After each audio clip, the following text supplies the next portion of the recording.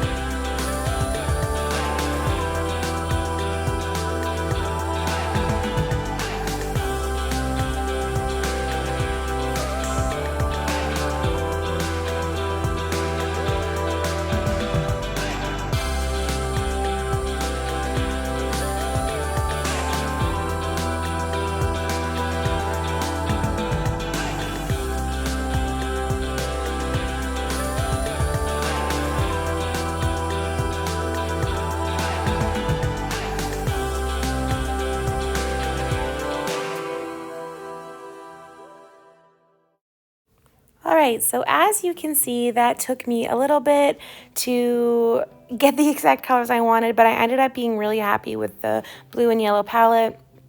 And we're gonna move on to the second part of this now.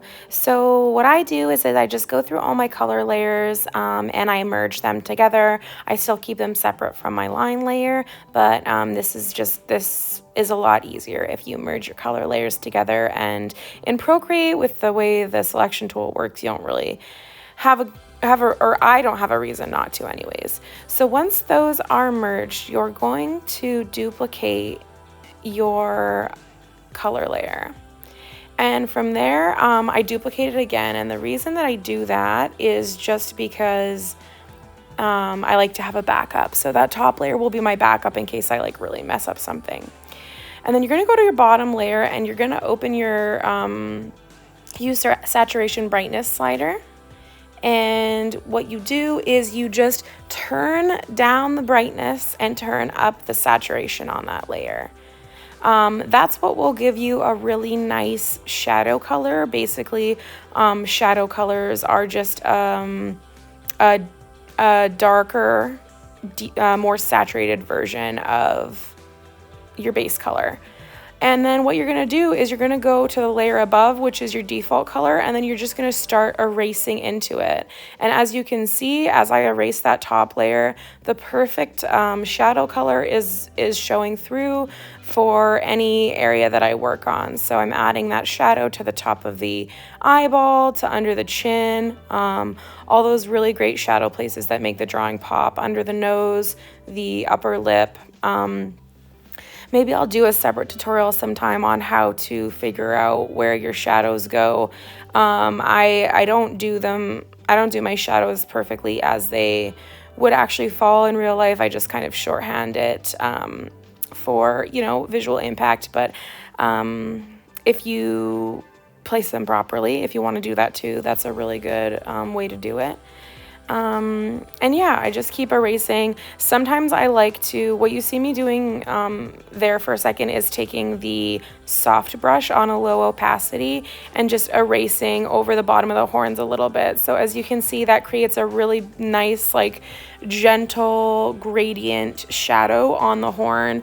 And I like to do that in a few places. Obviously I don't try not to go overboard with it because shadows can get a little, or gradients can get a little gaudy if you're not using them properly. But places I do like to do it are on stuff like horns, on the hair a little bit, generally on the skin a little bit, and then sometimes like through the whole piece from just like the bottom to the top.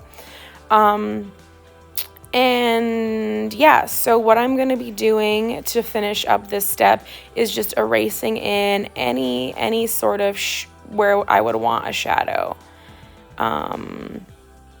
So let's speed this up while I finish that, and then we will move on to the next part of the tutorial, which is doing the highlights.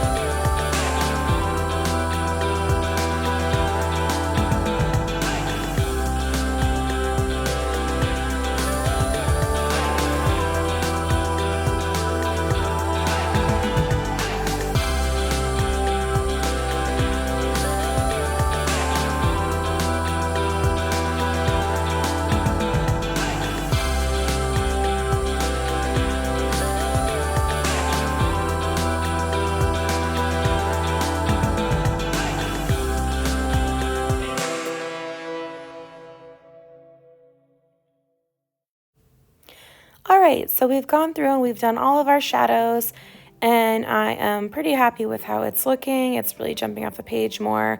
So what I actually like to do is just merge those two layers. If you can see there, you can kind of see what the bottom layer looks like before you merge them. It's just showing all the pieces that you erased out. And then I just repeat the process from phase 1. So after those 2 layers are merged, I duplicate it twice, one for a backup, one to erase into, and 1 layer to change to a highlight color.